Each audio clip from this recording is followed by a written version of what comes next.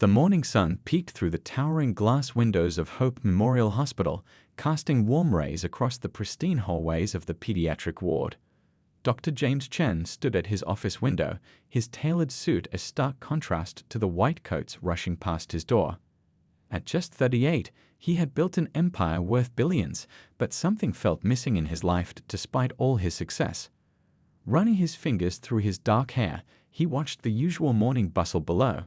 His attention was drawn to Nurse Anna Lee, who was gently guiding a scared little boy down the corridor. There was something different about her, not in the way she looked, but in how she carried herself. While other staff members hurried through their duties, she took time with each patient, making them feel like they were her only concern in the world. Dr. Chen had noticed her working double shifts more often than not. At first, he thought she was simply dedicated to her job, but there was something in her eyes. A quiet determination mixed with what looked like exhaustion. She never complained, never asked for time off, and always volunteered for the most challenging cases. "Sir," his assistant interrupted his thoughts, "the board meeting starts in 5 minutes." He nodded, straightening his tie. As he walked toward the conference room, he passed by the children's play area. Nurse Lee was there, sitting cross-legged on the floor, helping a young patient with her coloring book. The little girl's parents watched from nearby, relief evident on their faces. It was a simple moment, but it captured everything that medicine should be about. Later that afternoon during his rounds, Dr. Chen found himself paying more attention to how Nurse Lee worked. She had a way of explaining complex medical procedures to children using simple stories and gentle words. When a frightened 3-year-old refused to take his medicine, she turned it into a game about superheroes getting special powers. The boy's mother had tears of gratitude in her eyes. But there were moments when no one else was looking that caught his attention even more. The way she would lean against the nurse's station when she thought no one could see, catching her breath. How her hands sometimes trembled slightly while updating patient charts. The way she would press her palm against her side when walking between rooms. During the evening shift change, Dr. Chen overheard other nurses talking about how Nurse Lee had picked up yet another extra shift. He found himself walking to the pediatric oncology floor where she was checking on patients. Through the window, he watched as she sat with a teenage patient who was crying about losing her hair.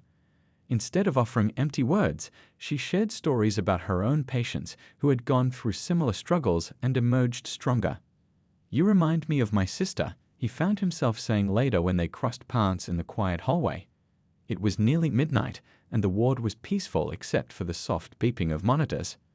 Nurse Lee looked up, surprised that the billionaire owner of the hospital was speaking to her directly. "Your sister?" She was a nurse too, had the same kind of kindness about her. He didn't usually share personal details, but something about the moment felt right. She always put others first, just like you do. A flash of something, was it understanding? Pain, crossed her face before she smiled. "That's very kind of you to say, Dr. Chen. Was your sister the reason you became a doctor?" He nodded, noticing how she deflected attention away from herself. "She was. But she's no longer with us. She's still my inspiration." He watched as Nurse Lee's hand instinctively moved to her side again, though she tried to make it look like she was just adjusting her scrubs. Their conversation was interrupted by a call from the emergency room, but that brief exchange stayed with him. There was more to Nurse Lee's story than she was letting on, and for the first time in years, Dr. Chen felt truly curious about someone else's life. That night, as he sat in his penthouse office overlooking the city lights, he found himself thinking about the day's events instead of reviewing acquisition papers. His mind kept returning to the quiet strength he'd witnessed, the gentle care shown to each patient, and the mysteries surrounding Nurse Lee. Little did he know that behind her composed exterior, Nurse Lee was fighting her own battle, one that would soon bring their lives together in ways neither of them could have imagined. For now, though, she was just the dedicated nurse who worked too many shifts, and he was just the billionaire doctor who had started to notice. The Friday evening rush at Rose and Thyme was in full swing. The warm glow of pendant lights created an intimate atmosphere as the gentle murmur of conversation mixed with the soft clinking of silverware. Michelle moved between tables with practiced grace, her steps quick but unhurried as she balanced plates and responded to guests' needs. "Table 15 needs their wine topped off. James called quietly as she passed the bar. Michelle nodded, already reaching for the bottle of Cabernet she'd opened for that table earlier. 8 years of experience had taught her to anticipate needs before they arose, and tonight was no different, even if she now owned the place. The dinner service had been running smoothly until the front door chimed at 7:30 p.m. Linda Richardson walked in, designer handbag swinging from her arm, her presence immediately commanding attention. Michelle recognized her from social media. She was a local influencer known for her restaurant reviews, though her reputation among service staff was less than stellar.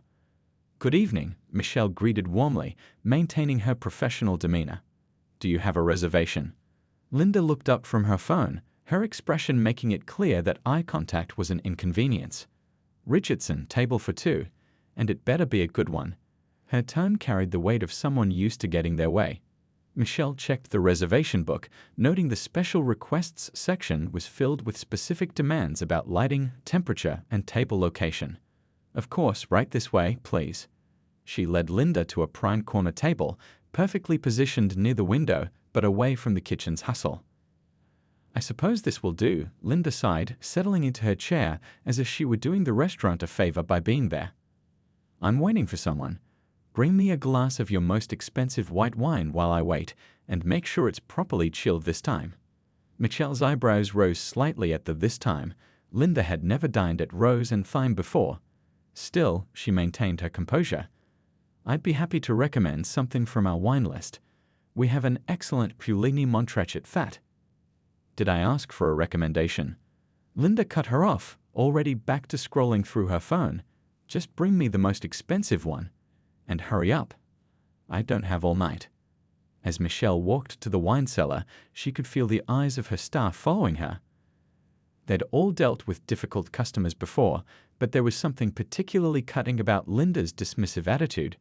Still, Michelle had learned long ago that responding to rudeness with kindness often led to the best outcomes.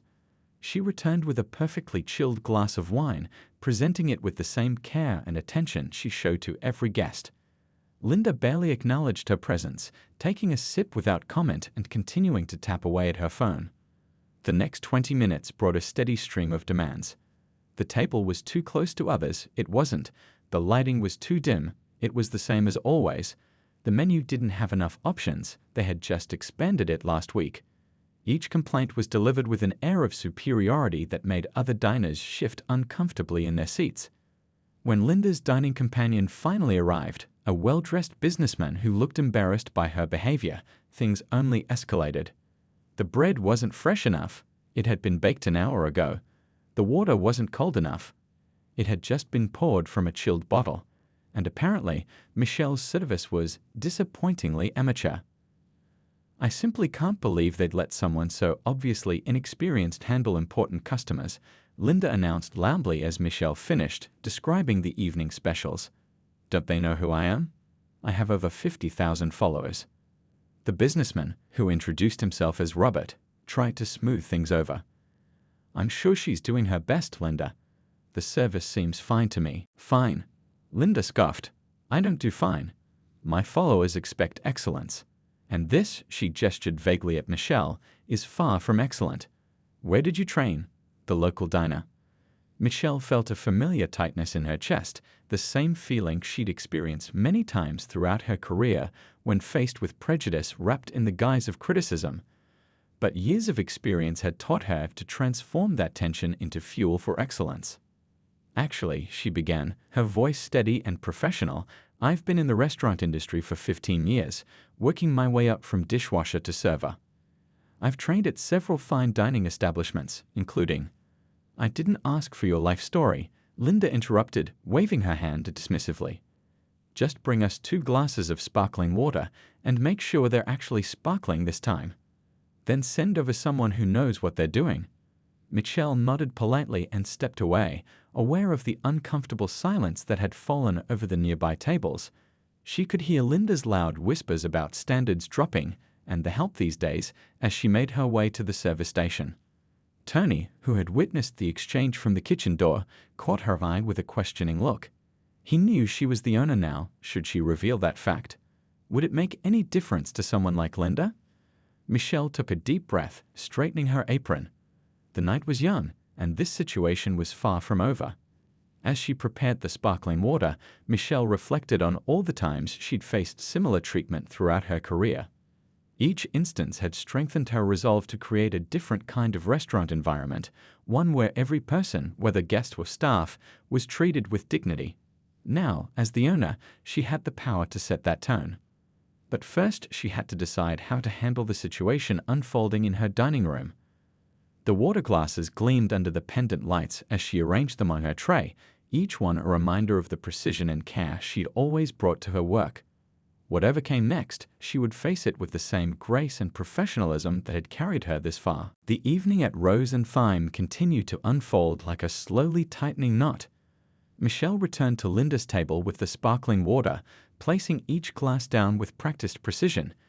Before she could step away, Linda picked up her glass, took a small sip, and made a show of grimacing.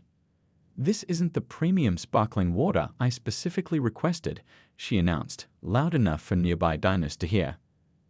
"I can tell the difference, you know. I've dined at some of the finest restaurants in Europe." Robert, her dining companion, shifted uncomfortably in his seat. "Linda, I'm sure it's the same brand you." "It most certainly is not," Linda cut him off, pushing her glass away as if it had personally offended her.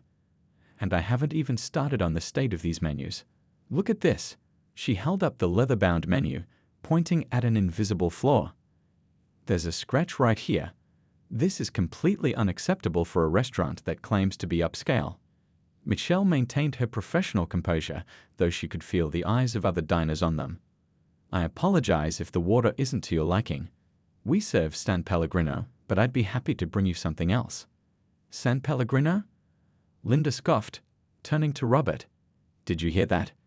They're serving basic sparkling water and acting like it's something special. This place has really gone downhill. I remember when it used to be a respected establishment." Michelle bit back the urge to point out that Linda had never dined here before, a fact she knew from reviewing years of customer records. Instead, she asked, "Would you like to see our wine list again while you decide on your meal?" Linda barely glanced at the menu before declaring, "I'll have the salmon, but I need it prepared exactly as I specify." And I mean exactly. What followed was a list of modifications so extensive it would have essentially created an entirely different dish. "And make sure the chef understands that I'm not some regular customer who doesn't know what good food tastes like." Robert quickly ordered the steak medium rare with a quiet thank you and an apologetic glance at Michelle. As Michelle headed to the kitchen to place their orders, she could hear Linda's voice carrying across the dining room. "And watch how long it takes. I'm tying everything. My followers expect detailed reviews, you know, very detailed." In the kitchen, Tony took one look at the modified salmon order and raised his eyebrows. "This isn't even salmon anymore," he muttered, reading through the special instructions. "It's a cry for attention with a side of vegetables." "Just do your best," Michelle replied softly. "We'll handle it like we handle everything else, with professionalism." But Linda wasn't done making her presence known. Every few minutes, she would snap her fingers to get attention, a gesture that made Michelle's staff wince each time. She demanded to know the exact source of every ingredient, questioned the freshness of the bread 3 more times, and insisted on speaking to other diners about their meals, much to their visible discomfort. "Can you believe they seated us next to the kitchen?" she complained loudly, despite being nowhere near it. "The noise is simply unbearable. And look at how they're carrying those plates, so unprofessional. In Paris, the servers know how to move properly." The other guests were starting to react. Some shot sympathetic glances at Michelle and the other staff, while others tried to enjoy their meals despite the ongoing commentary. A couple celebrating their anniversary at a nearby table asked to be moved farther away. When the main courses arrived, Linda's performance reached new heights. She inspected her salmon as if she were a health inspector, lifting each element with her fork and making disapproving sounds. "This is not what I ordered," she declared, despite the kitchen following her instructions to the letter. "The salmon is clearly overcooked." She cut into the perfectly prepared fish, releasing steam that indicated it was exactly as she had specified. "And these vegetables, they're practically swimming in olive oil." Robert tried to intervene again. "Linda, the food looks fine. My steak is actually quite good. Fine. Good? Those are not the words I want to use in my review. Linda's voice rose another notch. I have standards to maintain. My followers trust my judgment, and my judgment is that this entire experience has been completely inadequate. She pushed her plate away, barely touched, and fixed Michelle with a stern look. I want to speak to the owner. Now, someone needs to know how far this place has fallen. I have influence in this town, you know. One word from me, and... The threat hung in the air, clear but unfinished. Michelle felt the weight of all eyes in the dining room, her staff, the other guests, even the kitchen team peeking through the service window. This was the moment everything had been building toward. She straightened her apron, took a deep breath, and prepared to respond. Years of experience had taught her that moments like these weren't just about handling a difficult customer.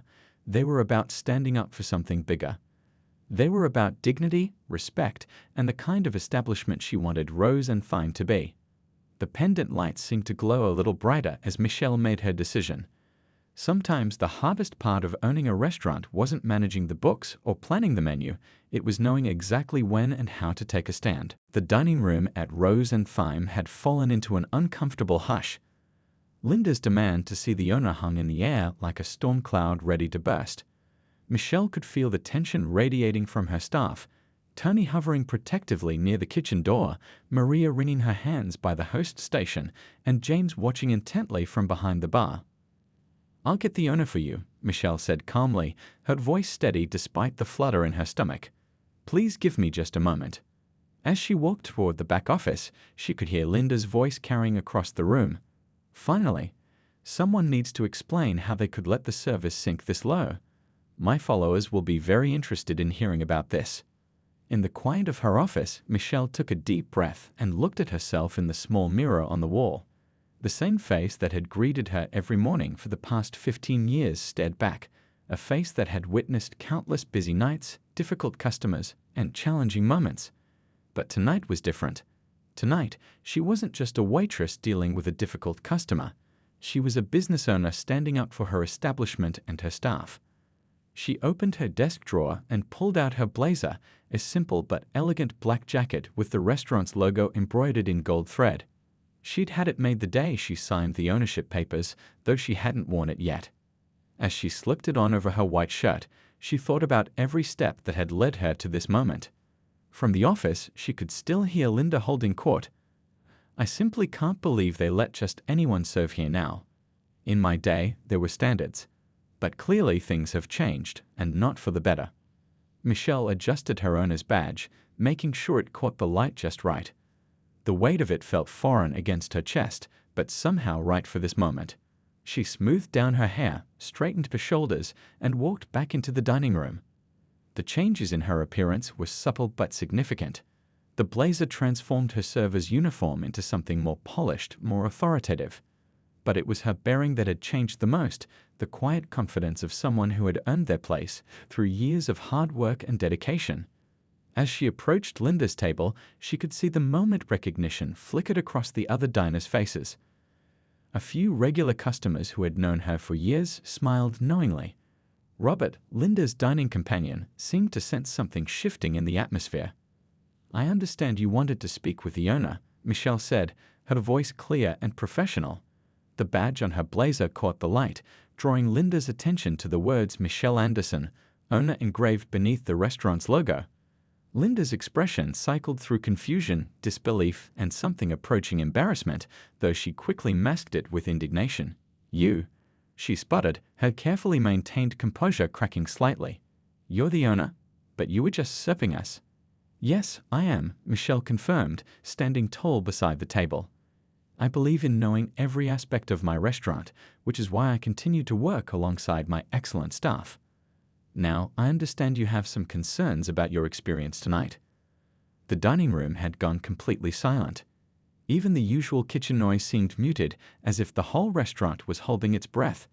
Robert was staring intently at his plate, his face flushed with second-hand embarrassment. Linda opened her mouth, then closed it again. The phone she had been brandishing all evening lay forgotten beside her plate. Her followers, her influence, her carefully constructed persona, none of it seemed to matter in the face of this unexpected revelation. Well, clearly there's been some kind of misunderstanding, Linda stammered, her earlier confidence evaporating. I was simply trying to maintain certain standards of service that I've come to expect. Michelle held up a hand gently, stopping Linda's fumbling explanation. This wasn't about humiliation or revenge. This was about something more important: dignity, respect, and the true meaning of service. Let me share something with you, Michelle began, her voice warm but firm. Every person who works in this restaurant, from our dishwashers to our hosts, is chosen not just for their skills, but for their dedication to creating a welcoming environment for all our guests. When you walked in tonight, you weren't just a customer with followers, you were a guest in our house. She gestured around the dining room, where other customers were now watching the scene unfold with rapt attention. Everyone who comes through those doors deserves to be treated with respect, and that includes both our guests and our staff. The weight of the moment settled over the table like a heavy tablecloth. Linda's earlier complaints about water brands and menu scratches suddenly seemed incredibly small and petty. Robert was nodding slightly, though he still couldn't quite meet anyone's eye. This was the pivotal moment, the one that would define not just this evening, but the kind of establishment Rose and Fime would be known as under Michelle's ownership. She had a choice to make. She could either match Linda's earlier rudeness with righteous indignation, or she could demonstrate the very values she wanted her restaurant to represent. The pendant lights of Rose and Thyme cast a warm glow over the scene as Michelle stood beside Linda's table, her owner's badge gleaming softly on her blazer. The restaurant remained hushed, every ear tuned to what would happen next. This wasn't just about one difficult customer anymore. It was about setting the tone for everything her restaurant would stand for.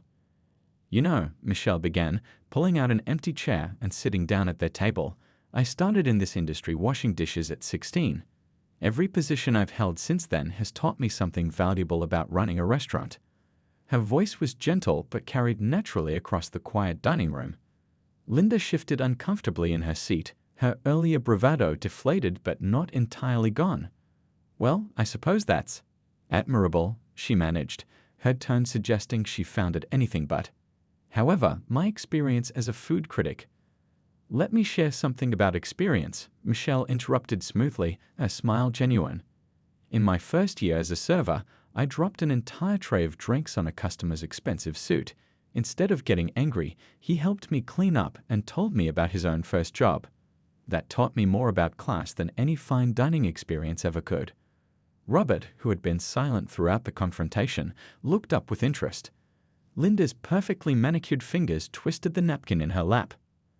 The truth is, Michelle continued, a great restaurant isn't just about the food or the decor. It's about how we make people feel when they're here. Every single person who walks through those doors, whether they're celebrating a special occasion or just grabbing a quick dinner, deserves to feel valued. She gestured toward the kitchen, where Tony was pretending not to watch through the service window. Our chef has 30 years of experience crafting perfect dishes. Our servers understand that every interaction matters. Our dishwashers know that spotless glasses are as important as perfectly cooked steaks. We're not just employees, we're a family that works together to create something special. The other diners had abandoned any pretense of not listening. Some were nodding along, particularly the regulars who had watched Michelle's journey over the years. But here's what matters most. Michelle leaned forward slightly, her voice dropping just enough that people had to lean in to hear. In this restaurant, we believe that true excellence isn't about showing off or putting others down. It's about lifting everyone up. Whether you have 5 followers or 5 million, you'll get the same respectful service from us. She stood up slowly, smoothing her blazer. Now, I'd be happy to have our chef prepare your salmon again, exactly as you'd like it. Or if you prefer, your meal tonight will be on the house, and you're welcome to dine elsewhere. The choice is yours, but either way, I hope you'll remember that behind every service industry worker is a person deserving of basic respect. Linda's face had gone through several shades of red during Michelle's speech. Her phone, her usual shield against uncomfortable moments, lay forgotten beside her water glass. For perhaps the first time that evening, she seemed at a loss for words. Robert cleared his throat. The salmon was actually perfect the first time, he offered quietly. Maybe we could just continue our meal. He glanced at Linda, then back to Michelle. "And I think an apology is in order." Linda's fingers finally stilled on her napkin. The dining room waited, the soft clink of cutlery and murmur of conversation slowly returning to normal levels. When she finally spoke, her voice had lost its sharp edge. "I may have been too harsh in my assessment," she admitted, though the words seemed to cost her considerable effort. "Perhaps I forgot that there's more to a dining experience than just the technical details." Michelle nodded, accepting the closest thing to an apology she was likely to get. "Thank you. Would you like me to have the kitchen warm up your salmon?" "Yes, please," Linda replied, then added with visible effort, "if it's not too much trouble." As Michelle walked back to the kitchen, she could feel the energy in the room shifting. The tension that had built up over the evening was dissolving, replaced by something warmer. Several guests smiled at her as she passed, and one elderly regular reached out to squeeze her hand. In the kitchen, Tony was already reheating the salmon. "You handled that like a boss," he said with a grin, then added, "Well, I guess you are the boss now." Michelle laughed, the sound carrying a release of tension she hadn't realized she'd been holding. "Boss or not, we're all in this together. That's what makes this place special." She paused by the service window, watching her dining room come back to life. Every table told a story: celebrations, first dates, business deals, quiet dinners. Each one mattered, each one deserved their best. Tonight hadn't just been about standing up to one difficult customer. It had been about standing up for something bigger, the kind of place she wanted Rose and Thyme to be. The rest of the evening at Rose and Thyme flowed with a different energy. The incident with Linda had somehow transformed the atmosphere, creating an unexpected sense of community among the diners. Regular customers who had witnessed the scene were sharing knowing looks, while new guests seemed to pay extra attention to their interactions with the staff. Michelle continued her duties, moving between tables with the same grace she'd always shown, though now there was no hiding her true role in the restaurant. As she cleared a table, an elderly couple who had been dining in the corner stopped her. "We've been coming here for 12 years, the woman said, her eyes twinkling. "Watched you grow from a server to owner. Tonight just proved why you deserve to be running this place." Her husband nodded in agreement. "Handled it with class, you did. Not many we've shown such patience." At the bar, James was fielding questions from curious customers about Michelle's journey. "Been here 8 years myself," he told them, polishing a wine glass. "Saw her work every position in this place. Some nights she'd be serving tables, then stay late to help with the books, never too proud to do any job that needed doing." Linda and Robert were finishing their meal in relative quiet. The reheated salmon remained mostly untouched, but Linda had stopped making comments about the service or food. Instead, she seemed lost in thought, occasionally glancing around the restaurant with what looked like new eyes. As the evening progressed, word of what had happened began spreading beyond the dining room. The couple celebrating their anniversary posted about it on social media. "Witnessed something amazing at Rose and Thyme tonight. Real class isn't about how much money you spend or how many followers you have. It's about how you treat people. Proud to support this place." Tony emerged from the kitchen during a lull in service, wiping his hands on his apron. "You know what's funny?" he said to Michelle as they both watched the dining room. "All those rumors about new owners changing everything. Turns out the biggest change was showing everyone what was here all along." A young waitress approached Michelle, nervously adjusting her apron. "I've been meaning to ask, could you maybe teach me more about wine service? The way you handled that wine presentation earlier, even when, well, you know." Michelle smiled warmly. "Of course. That's what we're here for, to learn from each other and grow together." She made a mental note to start a formal training program for staff who wanted to advance their skills. Around 9:30, Linda and Robert prepared to leave. Robert approached the host station to pay while Linda gathered her things. Michelle noticed she had barely touched her phone all evening, a stark contrast to her earlier behavior. As they walked toward the door, Linda paused. The restaurant had quieted down, with only a few tables still occupied. She turned back to Michelle, who was arranging menus at the host station. "I've been thinking," Linda said, her voice lacking its earlier sharp edge, "about what you said regarding respect and service." She paused, seemingly struggling with her words. "My followers expect a certain performance from me, being critical, demanding excellence. But perhaps I've lost sight of what real excellence means." Michelle listened quietly, allowing Linda the space to continue. "I won't pretend tonight didn't happen," Linda continued. "But I will say that you've given me something to think about. Real influence isn't about tearing things down, it's about building people up." Robert stood by the door, keys in hand, watching the exchange with visible relief. Other staff members pretended to be busy nearby, but their attention was clearly focused on the conversation. "Thank you for that," Michelle replied sincerely. "Your influence could do a lot of good if you chose to use it differently." Linda nodded, then reached for her phone. For a moment, Michelle tensed, wondering if she was about to post a scathing review anyway. Instead, Linda pulled up her restaurant review page and began typing. "Tonight at Rose and Thyme, I learned that true excellence in dining isn't just about the food, it's about dignity, respect, and leadership," she read aloud as she typed. "Sometimes the most valuable lessons come from unexpected teachers." She hit post, then looked up at Michelle. "It's a start," she said quietly. As they finally left, Tony appeared beside Michelle. "Well, that was unexpected," he said, watching through the window as Linda and Robert walked to their car. "People can surprise you," Michelle replied, straightening a table setting. "Sometimes they just need a chance to see things differently." The rest of the evening's service wound down naturally. As staff began their closing duties, there was a new sense of pride in their movements. They weren't just working at a restaurant, they were part of something meaningful. Michelle walked through her dining room one last time that night, adjusting a chair here, straightening a tablecloth there. The pendant lights cast soft shadows across the hardwood floors, and the gentle clink of dishes being washed provided a familiar soundtrack to the end of service. She paused by the window where everything had started hours earlier. Her reflection showed the same person she'd always been, but somehow different too. Tonight hadn't just been about standing up to one difficult customer, it had been about standing up for values that would define her restaurant's future. In the weeks that followed the incident at Rose and Thyme, something remarkable began to happen. Linda's social media posts have struck a chord with her followers, but not in the way anyone might have expected. Instead of the usual harsh critique of another restaurant, her honest reflection about learning respect and dignity had resonated deeply with people. The post had been shared thousands of times, with many adding their own stories about service industry experiences. Local news picked up the story, not for its drama, but for its message about treating people with dignity regardless of their position. Michelle sat in her office early one morning, sorting through the day's reservations.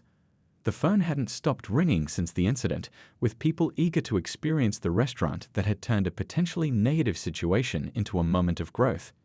"You might want to see this," Tony said, walking in with his tablet. He pulled up a local business magazine's website. The headline read, "Rose and Thyme, where service meets leadership. How one restaurant is changing dining culture." Michelle skimmed the article, smiling at its description of her hands-on management style. "Still feels a bit surreal," she admitted, adjusting the fresh flowers on her desk. A morning ritual she'd maintained even after becoming owner. "What's surreal is the waiting list," Maria chimed in from the doorway. "We're booked solid for the next 2 months. And you'll never guess who called for a reservation yesterday." Michelle looked up expectantly. "Linda," Maria said with a slight grin. "She wants to bring her food critic colleagues for dinner next week. Said she wants them to experience what real restaurant excellence looks like." The morning sun streamed through the office window, catching the edge of Michelle's owner's badge, which now stayed permanently pinned to her blazer. She wore it not as a symbol of authority, but as a reminder of the journey that had brought her here. "You know what's really changed?" James asked as he came in to discuss the day's wine selections. "The way other customers treat us now. It's like they're more aware that we're all human beings doing our best." Michelle nodded, remembering a conversation she'd had with a young server just yesterday. The girl had confided that she'd started taking business classes at the local community college, inspired by Michelle's story. The incident had sparked something bigger than just a viral moment. Michelle had used it as a catalyst to implement changes she'd always dreamed of. She'd started a mentorship program for staff members who wanted to advance in the industry, offering training in everything from wine service to business management. The kitchen door chimed as the first delivery of the day arrived.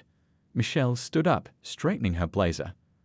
"Well, these vegetables won't inventory themselves," she said with a smile, heading toward the back door. You don't have to do that anymore, Tony reminded her. We can handle the morning deliveries. Michelle paused, turning back to face her team. I know I don't have to. I want to. Every job in this restaurant matters. That's what we're all about now, isn't it? As she helped unload boxes of fresh produce, Michelle reflected on how the restaurant had evolved. The incident with Linda could have been just another difficult customer story. Instead, it had become a turning point, not just for Rose and Thyme, but for how people viewed the service industry in their community. The Respect First policy she'd implemented had spread to other restaurants in town. Several owners had reached out to learn more about her approach to management and customer service. She'd even been invited to speak at the local restaurant association about creating positive workplace cultures. Later that afternoon, as the staff gathered for their daily pre-service meeting, Michelle looked around the room. Every face told a story. The dishwasher working his way through culinary school, the server saving to open her own cafe, the hostess who'd just been promoted to training manager. Remember, she told them, and a voice warm with pride, what makes Rose and Thyme special isn't just our food or our service. It's how we treat each other and our guests. Every person who walks through that door has a story, just like each of us does. The staff nodded, some smiling at the now familiar words that had become their unofficial motto. They'd printed it on small cards that they kept in their apron pockets. Dignity, respect, excellence, in that order. As the first customers of the day began to arrive, Michelle took her place at the host station, greeting each one with genuine warmth. She could have hired someone else to do this, but these moments reminded her of why she'd fallen in love with the restaurant industry in the first place, the chance to be part of people's lives, if only for a meal. The pendant lights began to glow as evening approached, casting their familiar warm light across the dining room. Michelle watched as her staff moved with confidence and pride, each one knowing they were valued members of something special. Rose and Thyme had become more than just a restaurant. It had become a symbol of how treating people with dignity could transform not just a business, but an entire community. And that, Michelle reflected as she straightened her owner's badge, was the greatest success of all.